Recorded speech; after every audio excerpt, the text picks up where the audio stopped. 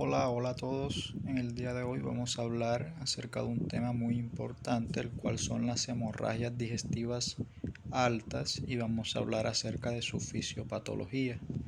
Entonces, para iniciar vamos a hablar de la fisiopatología de la hemorragia digestiva, o hablando en general de cualquier hemorragia o pérdida sanguínea. Inicialmente sabemos que una pérdida sanguínea mayor a 500 cc conlleva un menor retorno venoso y una disminución de la presión arterial. Y si nosotros recordamos fisiología, ¿por qué es importante la presión arterial?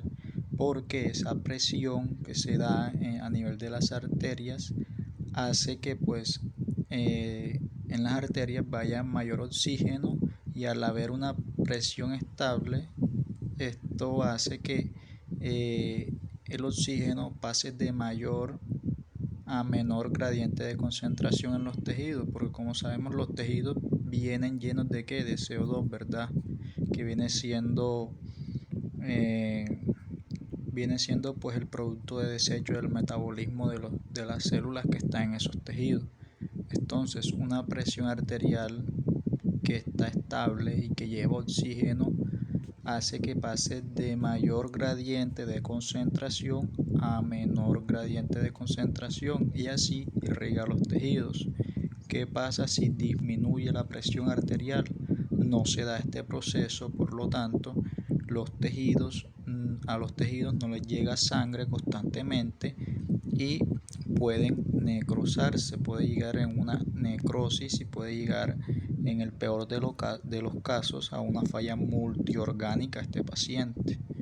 Entonces, como sabemos, una menor presión arterial va a causar hipoperfusión, ¿verdad? Que llegue menor oxígeno a los tejidos. Y esa hipoperfusión, al sentirla el riñón, va a activar el sistema renina-angiotensina-aldosterona. Y si recordamos las clases de fisiología, el sistema renina-angiotensina-aldosterona causa vasoconstricción, ¿cierto? Y la vasoconstricción hace que aumente la presión arterial. Y si aumenta la presión arterial, ¿qué pasa? Se va a compensar esa pérdida sanguínea donde se llevó a una menor presión arterial. Entonces, si activa el sistema renina-angiotensina-aldosterona, esta causa vasoconstricción y aumenta la presión arterial. Otra cosa importante de este sistema, pues que el sistema renina-angiotensina-aldosterona hace que se libere ADH, estimula la hipófisis y se libera ADH, hormona antidiurética. ¿Y esto qué hace? Reabsorbe agua, y esto permite que se reponga la volemia que se perdió por la pérdida sanguínea, valga la redundancia. Entonces, este viene siendo el mecanismo compensatorio de nuestro organismo frente a una pérdida sanguínea. ¿Cuál es el otro mecanismo? La liberación de catecolaminas como la dopamina y la adrenalina. Bueno, pero ¿qué pasa si ese mecanismo se queda corto de acción? Es decir, es tanta la pérdida sanguínea que el mecanismo no es suficiente. Se produce el llamado shock hipovolémico, ¿cierto? Entonces, y si recordamos la clase de reanimación cardiopulmonar avanzada, sabemos que hay 5 causas del paro cardiorrespiratorio, 5H y 5T, y de las 5H una de ellas es la hipovolemia, ¿cierto? Entonces, una hemorragia me puede llevar a un shock hipovolémico, y el shock hipovolémico me puede llevar a un paro cardiorrespiratorio. Entonces, ahora hablando como tal de las hemorragias digestivas altas, pues tenemos que saber que las hemorragias digestivas altas son aquellas que se producen por encima del ligamento de Treis, y que su principal característica o la principal manifestación clínica es hematemesis, ¿cierto? Vómito, sangre en los vómitos, que puede ser de origen esofágico, gástrico o duodenal. Entonces, esa es la principal presentación clínica de una hemorragia digestiva alta, la hematemesis y la melena. La melena viene siendo un sangrado bastante oscuro en las heces y es característico de hemorragia digestiva alta porque es el resultado de la digestión de la sangre. Por eso sale con ese color así bastante oscuro, como pastoso. Además, si recordamos o imaginamos que es melena en los animales, recordemos que es como el cabello, ¿cierto? Viene de arriba. Entonces, si viene de arriba es hemorragia digestiva alta.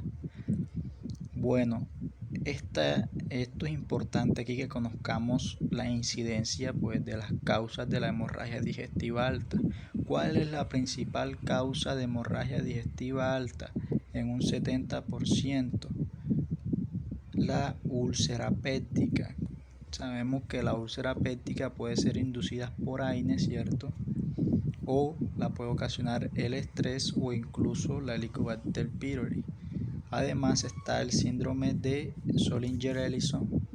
Si recordamos, el síndrome de Zollinger-Ellison no es más que pues un gastrinoma, o viene siendo como un tumor que sale ya sea en el páncreas o en el duodeno. Y este tumor, cuando nosotros lo observamos y lo estudiamos histológicamente, libera más gastrina, y al liberarse más gastrina se aumenta la producción de ácido gástrico, y esto puede lesionar el duodeno y pues desencadenar una hemorragia digestiva alta. También está la esofagitis, la gastritis, la duodenitis, las que se producen por hipertensión portal, que vienen siendo las variceales, y también hay otras causas como el síndrome de Maroli-Weiss, y también la puede producir una ingesta de cuerpo extraño. Entonces, en este video nos vamos a centrar en la principal causa. ¿Cuál es la principal causa de hemorragia digestiva alta? Úlcera péptica. Eso no lo pueden olvidar, úlcera péptica. Entonces, hablando de la úlcera péptica, primero tenemos que conocer las capas de la mucosa gástrica. ¿Qué hace la mucosa gástrica para no sufrir lesiones por el medio ácido? El medio ácido en el que está, ¿cierto? Como el jugo gástrico. Sabemos que ese medio ahí es bastante ácido, con un pH entre 1 y 2. Entonces, ¿qué hace la mucosa gástrica o qué elementos le confieren la capacidad de resistir a ese pH ácido del medio? Primero, debemos conocer que se divide en tres capas, en tres capas como tal la mucosa gástrica. La primera, la preepitelial, que es donde se encuentra el moco, y este moco tiene una función esencial porque él tiene la función de amortiguar lo que es el pH ácido del medio y la pepsina. Además se encuentra el bicarbonato, que trabaja en conjunto con el moco, el gel de moco, para amortiguar ese pH ácido y no sufra lesiones la mucosa gástrica. Luego tenemos la capa epitelial, que es donde están las células epiteliales que producen lo que es el bicarbonato. Y luego tenemos la capa subepitelial, que es donde se encuentra la microcirculación y donde se liberan las prostaglandinas. Esencialmente, ¿cuáles? Las prostaglandinas E1, y estas ayudan pues a la producción de bicarbonato y de gel de moco. Entonces es muy importante que recordemos que la prostaglandina ayuda en la producción de el bicarbonato y el gel de moco. ¿Y qué función cumple el bicarbonato y el gel de moco? Amortiguar el pH ácido del medio y la pepsina, para que así la mucosa gástrica no sufra daños. Bueno, ya teniendo esos conceptos claros, tenemos que entender cómo es que se produce ese sangrado digestivo por una úlcera péptica. ¿Qué hacen los AINES? ¿Qué hace la Helicobacter pylori? Entonces, recordando, los AINES son inhibidores de la ciclooxigenasa, ¿cierto? La ciclooxigenasa 1 y la 2. Y estas ciclooxigenasas son las que se encargan de producir las prostaglandinas, ¿cierto?